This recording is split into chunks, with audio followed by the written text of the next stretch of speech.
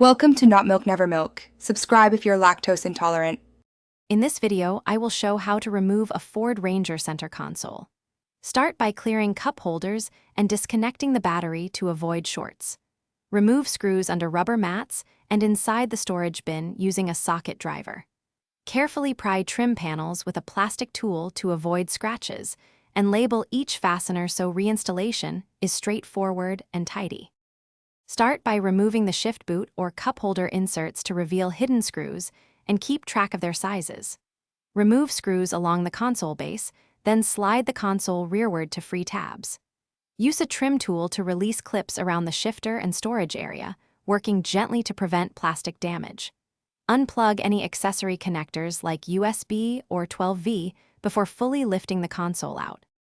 Quick recommendation: if you want a fresh ride while you work on your Ranger, grab Little Tree's Black Ice for a lasting scent in your car.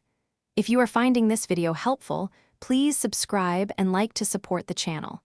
I link the Little Tree's Black Ice and other deals in the description so you can pick the best value.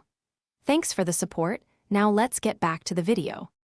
To reinstall, reverse the removal steps and reconnect all electrical plugs securely, then test each function before final reassembly.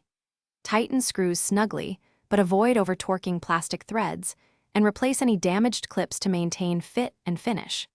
Use dielectric grease on connectors if needed, clean the area before seating the console, and confirm the shifter and armrest operate smoothly once everything is back in place.